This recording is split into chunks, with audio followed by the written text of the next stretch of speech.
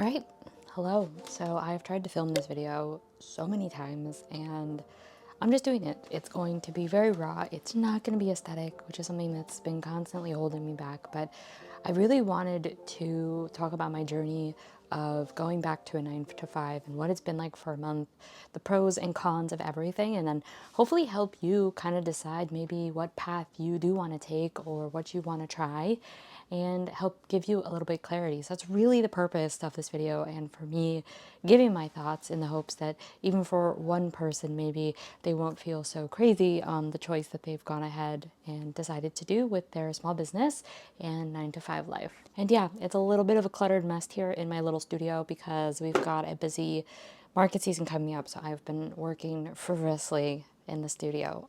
But again, if I don't sit down and just do this and we chat, I fear that it's going to be another week and another week and another week before I ever get anything out. And again, for me, the whole purpose of even starting this channel was just to put my thoughts, my ideas, and some of my journey out there that it could maybe help somebody.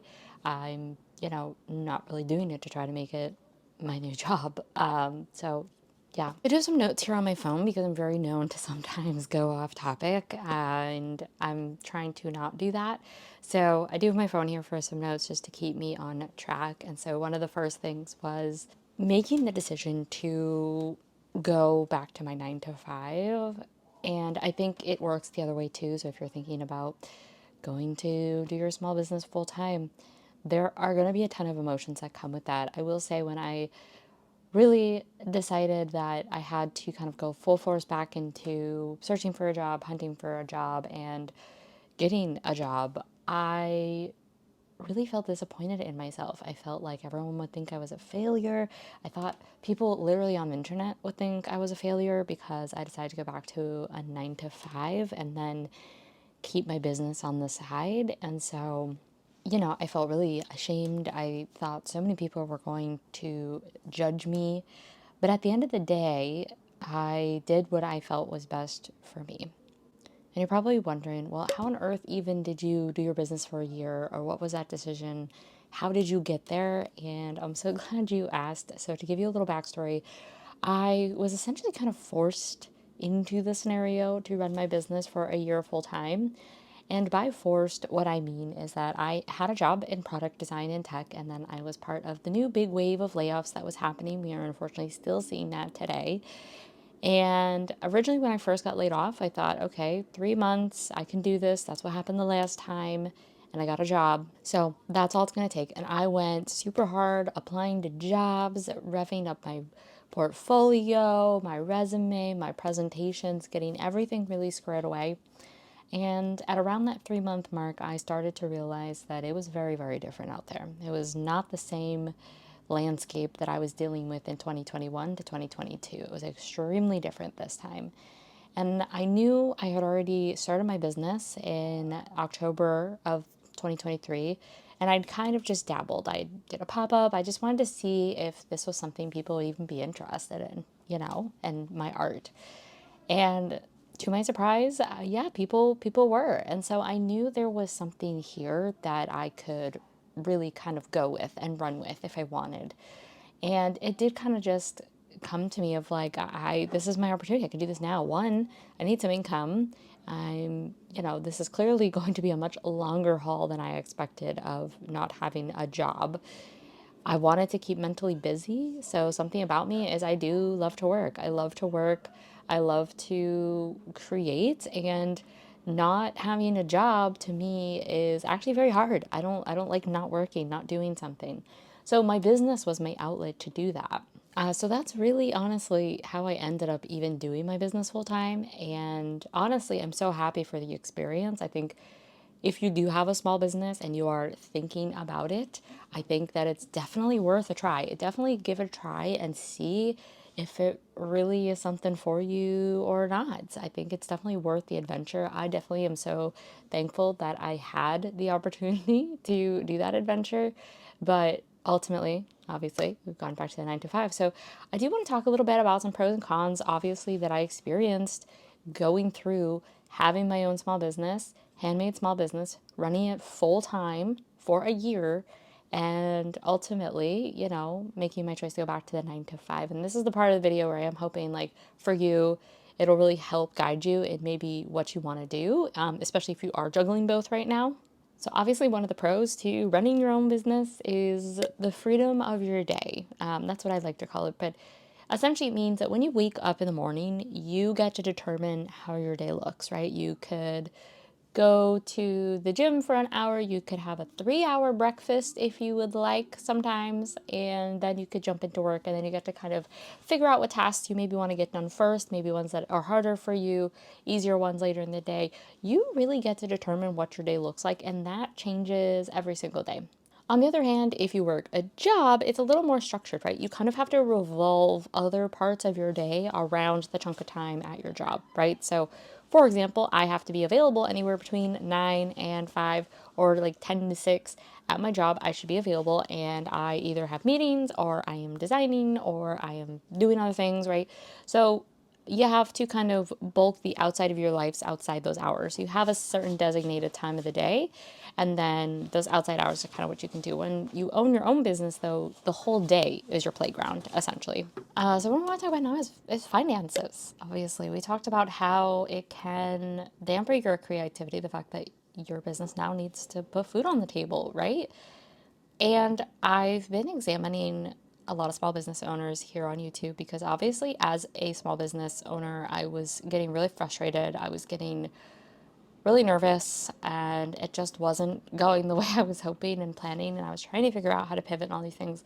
And so I was watching, you know, small business owners that I love and adore, and I was really trying to understand, like, how do they make this work? Like, outside of there's got to be something else that they're doing that's making this work. And it really was true. Almost every small business owner that I've ever seen or watched or know of have other side incomes. Okay?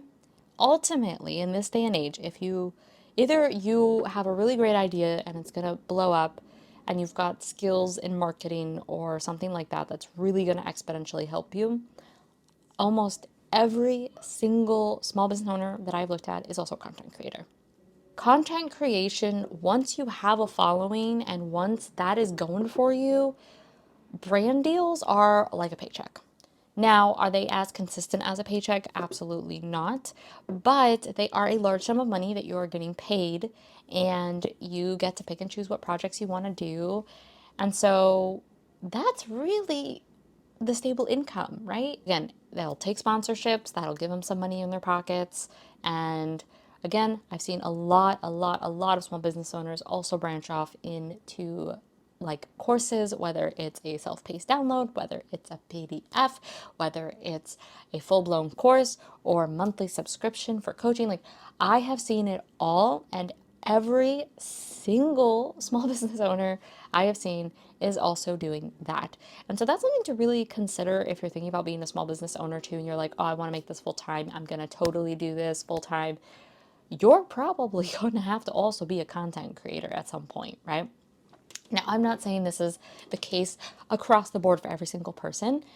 Everybody's journey is different. I think that's what's so beautiful about life in general, is that we're all different. But I will say, based on my examinations and looking and digging on a whole bunch of small business owners, handmade business owners too, that I'm specifically talking about, they are all also doing content. They are being content creators as well. And so if that is something you are not really interested in doing, you might then want to consider having even just a part-time 9 to 5, because that really is a big driving force, I think, as to how people are able to make their business flourish as much as they can. And then on the flip side, of course, that's what I've seen with small business owners and how they diversify. And of course, in general, I do think with finances, you do need to diversify in general. So if you get a paycheck and you watch potentially some of the finance gurus, obviously a lot of them, what they'll talk about with paychecks is you go and diversify by investing in investments, right? In stocks or eventually a house or things like this. That's a lot of the talk on there, which, by the way, I all very much do attribute, like, if you can invest, do it. It actually saved my butt. In March, didn't know how we were going to make it financially, to be honest.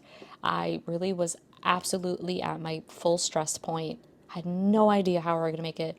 no money in my bank. And I totally forgot that I had an individual investment account. And I had been putting money away in there for about like a year or so. And then I just kind of left it for a while because obviously I didn't really have money. I looked in the account and there was enough for me, and I still was able to leave some in there, and I was enough to pull out and pay rent that month. And it literally saved my bacon. Now, I do know obviously there'll be like capital gains tax the next year, and I don't know what, but honestly, at this point, I'll figure that out. I do recommend investing, even if you have a small business, like do invest on the side as well, because you just never know when things are going to go sideways. And it's always best, no matter whether you've got your own business, whether you've got a job, some sort of security somewhere for that rainy day and that occasion. And this one might be a little bit woo woo or out there. And I think one of the pros, obviously, to running your own business is a purpose, right? You feel like you have purpose and you're building a legacy of some sorts. I definitely had a feeling around that of like, oh, I'm making my mark in the art world to a degree. It's a very different mark, you know, I'm not a traditional artist, I'm not a painter or anything like that. Like, my stuff is very kind of, honestly, I don't even know how to categorize my stuff.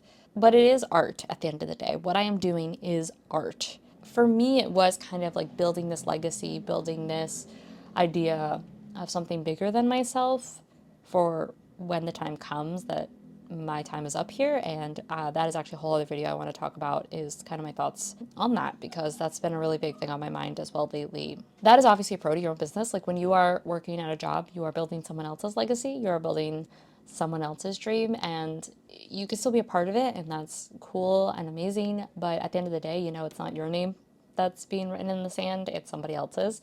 So I think for some people that can be a really hard pill to swallow. And so obviously having your own business, that gives you that legacy that you get to leave behind. And so that is definitely a pro of having your own small business versus the job. And there really isn't any con to that per se, because that is just the reality between running your own small business and working a 9 to 5. And I think I touched on this earlier, but it really is just what's the emotional battle you want to take, right? Some people, it is like, oh gosh, I gotta get up in my 9 to 5 and I have to, you know, juggle a team and juggle people, or, you know, juggle expectations. Whereas when you're in your own job, in your own business, your struggle is finances, right? Okay, how are we making X, Y, and Z this month? Because that's what we need to survive.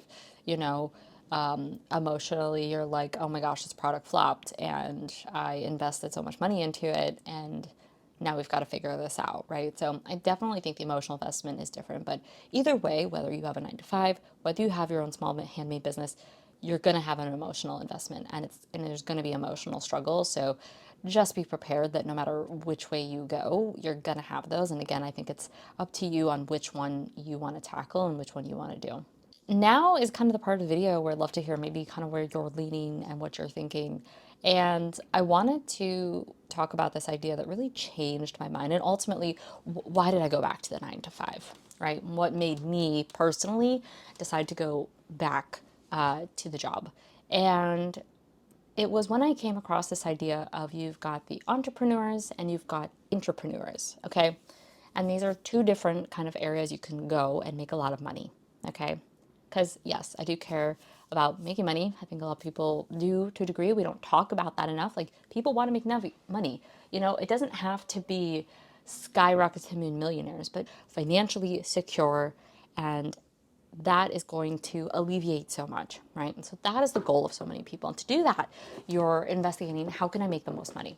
And so that's why a lot of people, I think, fall into entrepreneurship, because they think, because of that no cap on my finances, that is where I'm going to be successful. But the fact of the matter is that if entrepreneurship was really that easy, everyone would be an entrepreneur and nobody would have workers. That's just the hard, cold truth. And it's not. It's extremely emotionally taxing, financially taxing. Like, all of these things we talked about, entrepreneurs are people who are going to take a lot of risk, right? And a lot of the times, too, with entrepreneurs, you either have no family, no dependents, very independent on your own, or you have a very supporting family and loving family potentially backing you up. So you're either solo on your own with nobody who's relying on you, or you've got a really supportive family that's kind of uplifting you and letting you kind of go do your own thing. I was kind of in this middle ground. So I have a family to support, and while my partner was very supportive, at the same time, he was not going to cover our bills. And so I had to figure out financially how to cover my half. I had to be financially here. I did not have the flexibility of my partner being like, okay, go ahead and go do your thing for a year. I've got this covered. That was not the case at all, like if things went sideways. So I still this whole time had to make sure I was covering my half, covering the part of the bills that I had to, because there was no way that he could do that. And that's all of a sudden then I came up to this thing called an entrepreneur. So an entrepreneur is essentially somebody who is a right hand man to an entrepreneur. That's the best way I can describe it. And so these are people with pretty high levels, right? It is climbing the corporate ladder. Everybody hates to hear it, but it is climbing the corporate ladder. You can make a good amount of money doing that. And if you're really good at it, if you're really good with people, if you're really good at the thing that you do, this can be a really lucrative and very fulfilling path for you. And when I was sitting down, I learned about these two paths more in depth and really kind of understanding, like there's this path called the entrepreneur. I really had to sit with myself and be like, okay, I've tried to be an entrepreneur like my whole life. I've always been building businesses and trying to make money and do this. I really came to the realization that I am much better at helping build other people up. I'm very good at what I do in my job. I love what I do in my job too. Like I genuinely do like what I do, which is honestly in its of itself a really good blessing. Like I think the ideal in life we should all be actually striving for is to find work that we can at least tolerate and then gives us the freedom to go do that thing we truly love. Whether that thing makes us money or not, that doesn't matter, right? But the ability to go do the thing that feels like it gives us more purpose, right? Even though I'm very lucky that the job that I found, the career that I found, I genuinely love. I genuinely feel like I have a purpose in it. Continuing to actually build my career for me felt like a much better option actually in my life than putting all of my stress on a small business, right? Or a YouTube channel or something like that. Like making that something where now it had to be an income that I relied on wasn't worth the stress for me. It wasn't worth the headache of the financial. I love having my small business on the side because it does challenge me. It allows me to learn about things on the side that I might not otherwise learn on my job. And so I do absolutely love it. But when I had to put food on the table with my small business, it was a totally different game. And it was not one I was enjoying. And so that is ultimately why I decided to make the change, go back to my job, really focus on my career and figure out a path forward. But I do have to also say, like, I don't think I would have come to that realization without taking the year to actually go full time in my business and fully experience what this would be like if this was literally an income I had to rely on. And so I hope for you this was helpful to help you kind of understand or decide maybe where you want to go. Let me know in the comments if you're going to maybe go full time in your business, if that's what you're doing, or if you're going to go ahead and go back to a 9 to 5, or maybe you are juggling both and this just gives you a sense of relief that, you know, maybe what you're doing is right. Because again, at the end of the day, the journey is individual to you. But I did want to talk and be transparent about what I've seen about small business owners, because at the end of the day, I do think a lot of them, it isn't really just their business that's running income. They're also a content creator. They're doing all of these other things that are bringing in income essentially and diversifying that way versus taking a paycheck and putting it in the stock market and diversifying. So thanks so much for hanging out with me. And again, raw unedited here, because if I don't do this, I would never get things out. And I'll see you guys in the next one.